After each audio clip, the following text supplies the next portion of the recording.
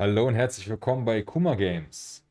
Ich zeige euch heute ein weiteres Headstrap für die Oculus Quest 2 und das ist die Bobo VR M2 Plus mit Akku, ja, Ladegerät und zwei Akkus, glaube ich zumindest, dass es zwei drin sind. Ich glaube schon. Und warum ist das so besonders? Denn ich habe schon vorher das Bobovia M2 Pro getestet und war nicht hundertprozentig zufrieden. Ich blende hier mal das Video ein, wo ich das Ganze getestet habe und mit der Kiwi Design Elite Strap getestet habe und verglichen habe. Und ich habe das Ganze ja auch modifiziert gehabt, weil ich da ein Problem mit hatte. Schaut euch das Video hier an, dann werdet ihr verstehen, was ich meine. Aber es soll jetzt erstmal ganz unvoreingenommen um das Bobo VR M2 Plus gehen.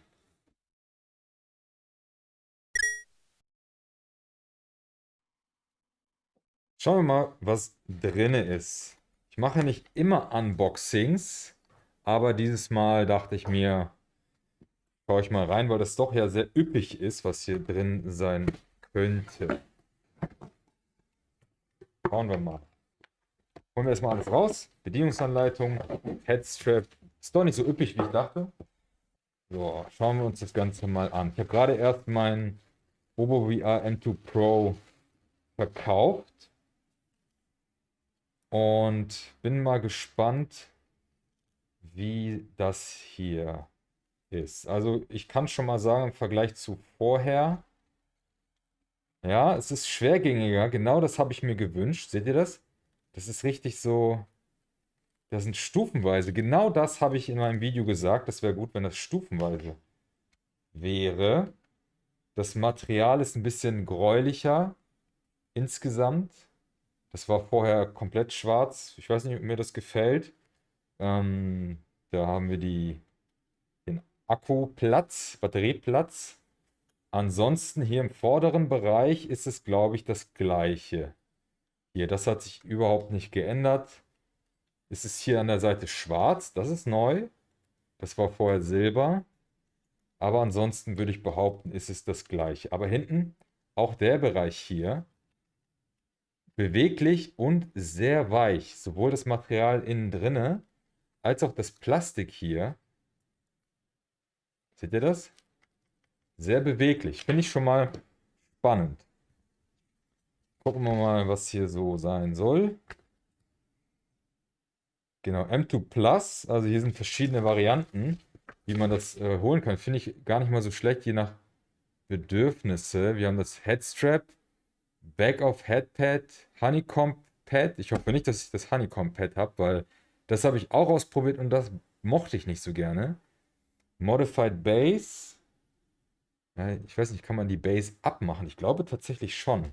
Also die Akku-Base hier. Ich glaube, man kann die hier abschrauben oder so, falls man das möchte. Beziehungsweise dazu buchen, wenn man das ohne gekauft hat. Und Charging Base und Battery Pack. Sehr üppig, das Ganze hier. Ist auch sehr preiswert. Ich glaube, über 100 Euro zahlt man das schon. So, und wir gucken mal rein. So, wir haben hier ein Akku-Pack und einen zweiten. Ein Ladegerät, kein Ladegerät, ein USB-C-Stecker. Ich weiß nicht, wohin damit. Ich habe keine Ahnung, wie viel ich davon schnapp. Und ein sehr kurzes USB-C. Warum zwei, weiß ich nicht so genau. Und hier haben wir das gute Ladegerät.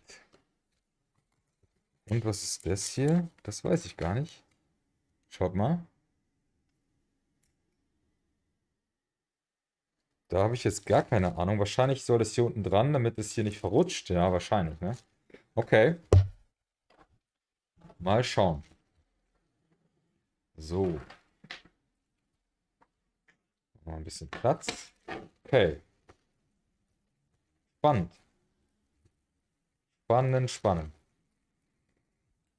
Ich werde wahrscheinlich wieder beide Headstraps vergleichen müssen. Also Kiwi Design, die ich sehr gerne mag, und Bobo VR, die ein sehr interessantes Konzept haben mit dem Halo Strap. Und ich war bis jetzt immer eher pro Kiwi-Design insgesamt vom Material her. Allerdings konnte ich das Bovo VR ein bisschen besser verwenden, da ich auch noch Linsenträger bin.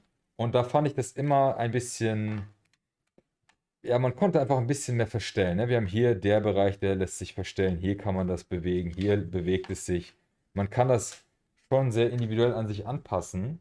Wenn man Glück hat mit Kiwi Design, dann, also dass es einem gut passt, dann super. Gerade die neuesten beiden, ich habe gerade ein Video hochgeladen, wo man sich die Audio-Strap-Lösung anschauen kann. Super cool. Und auch ein Akku-Strap, aber eben das Unique, der Unique Selling Point von Bovo VR ist natürlich dieser kleine Schatz hier. Der Akku-Pack, den man hier dann anscheinend auch aufladen kann. Sehr, sehr spannend. So, ich schließe den mal hier gleich an.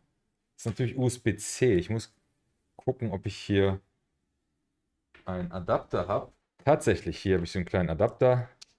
Wahrscheinlich ist es USB-C, damit ihr das mit dem Ladegerät der Quest 2 nutzen könnt, aber es gibt auch so Adapter.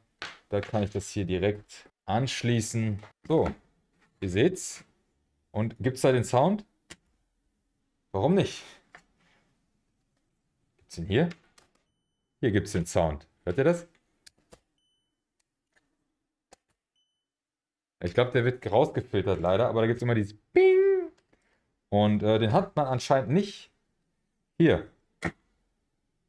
Sehr schade. Nun gut. Ähm, wir müssen ja erstmal das Ding hier drauf befestigen. Ich nehme an. So.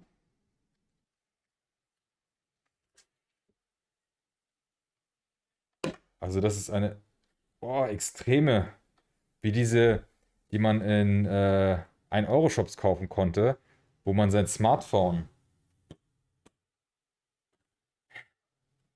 Das ist echt. Okay, aber dadurch verrutscht hier gar nichts. Cool. Finde ich gar nicht mal. Oh Gott. Okay. Sehr stabil. Nur ich weiß aus Erfahrung, die Dinger verstauben und dann funktionieren die nicht mehr so gut. Also mache ich da einfach mal hier die Schutzfolie wieder drauf und tue das Ding erstmal zur Seite, denn es soll ja um das Strap erstmal gehen. So. Ziemlich einfach im Zusammenbau. Man muss eigentlich nur hier vorne aufschieben. Und auch hier an der Seite bis zur Kante. Also hier vorne wird Platz gelassen.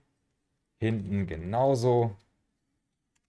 Ja, das Kabel müsste man wahrscheinlich nochmal irgendwie so bringen. Naja gut, jetzt haben wir hier so einen Mann. Naja gut. Okay, das war's auch schon. Jetzt müsste man, glaube ich, noch, genau, man muss hier eigentlich noch das durchfädeln. Aha. Wie macht man das denn am besten? Genau, ich glaube, man muss erstmal, ist es sowieso ratsam, wenn man sein Polster hier, sein Face Gasket ausbaut. Und dann muss man hier das Polster hier abnehmen. Und dann können wir das hier durchfädeln. Und hier wieder, ich weiß nicht, ob ihr das sehen könnt, hier können wir das Ganze wieder zumachen. Je nachdem, wie eng ihr das da haben wollt. So. Ich glaube, das ist ein bisschen zu wenig. So. Dann kommt das hier wieder rein. Ich muss hier jetzt schon sagen, wenn ich das ganze Material mir anfühle, das PU-Leder hier fühlt sich grundsätzlich gut an, also vom Material, aber die Polsterung ist sehr mau. Also die lässt sich hier komplett durchdrücken und dann, ihr habt das ja auf eurer Stirn und dann ist da Ende im Gelände. Da macht Kiwi Design einen besseren Job. Aber Vergleich kommt dann in einem zukünftigen Video. Das soll jetzt gar nicht hier Thema sein. Ich habe ja so einen Brillenspacer, den nehme ich mal weg. Den brauchte ich nämlich vorher auch nicht mit dem Kiwi-Design, mit dem Bobo VR Strap. Ich habe zu wenig Platz gelassen. Ich sehe es schon kommen. Genau das ist nämlich das Problem. Ich muss hier mehr Platz lassen. So, damit das Headstrap, das Face Gasket, Mann, diese ganzen Anglizismen, damit das hier reinpasst. So, ich glaube, dann habe ich das eigentlich schon. Hier ist noch, ja, hier ist so ein Bereich, wo man irgendeinen Strap nochmal durchziehen könnte, vorne drüber. Aber ich habe jetzt keins in der Verpackung gesehen. Also nehme ich an, ist das optional. Und wir probieren das Ganze aus. Zurück zu mir. So, probieren wir das Ganze mal aus. Wir haben das jetzt hier fertig zusammengebaut. Und so, erstmal bin ich guter Dinge. Ich habe es jetzt wirklich noch nicht aufgehabt. Das hier ist beweglich, das ist cool. Der Akkubereich hinten, würde ich jetzt auch sagen, liegt sogar noch sicherer als vorher. Ne? Also, das ist bombenfest. Man kann hinten noch gut drehen, trotz Akku. Aber jetzt geht's los. Okay, warte. Irgendwas. Ja gut, ich sehe es schon. Also normalerweise soll das ja sich hier bewegen. Aber jetzt bewegt sich das Ganze hier vorne. Seht ihr das? Das ist ein bisschen unpraktisch. Ich weiß nicht, was ich hier falsch gemacht habe. Ich glaube, ich müsste das doch irgendwie fester zusammenziehen. Na gut, aber ich habe es so früher auch schon gemacht. Ne? So aufgemacht. Und dann habe ich es mir über den Kopf gezogen. Was stört denn jetzt? So, Post hat gestört, aber weiter geht's direkt. Also, was habe ich gesagt? Das ist komisch. Es bewegt sich hier vorne. Hatte ich bei den vorherigen noch nicht. Wahrscheinlich müsste man das ein bisschen fester ziehen, weil das jetzt doch sehr fest ist. Das war meine Kritik vorher, dass das viel zu locker ist. Jetzt ist es viel zu fest. Aber ich denke mal, wenn man es trägt, dann ist es richtig gut. Hier muss ich das jetzt so mit Gewalt auseinanderziehen. Ja, und genau das ist das Geile bei Bobo VR. Ich habe jetzt das Bedürfnis, also erstmal liegt es jetzt nicht auf meinem, also auf meiner Stirn. Und ich kann jetzt hier noch das hin und her bewegen, weil ich habe das Problem, dass ich die Headstraps bzw. die VR-Brille so ausrichten muss, dass sie ein bisschen nach vorne geht. So, dann sehe ich perfekt mit den Linsen und so weiter. Und das geht mit anderen nicht, diese starr sind. Hier kannst du halt alles arretieren und festmachen. Und so funktioniert es eigentlich ganz gut. Ich finde immer noch, ehrlicherweise, dass ich das. Na, seht ihr das? Das ist irgendwie nicht ganz mega stabil.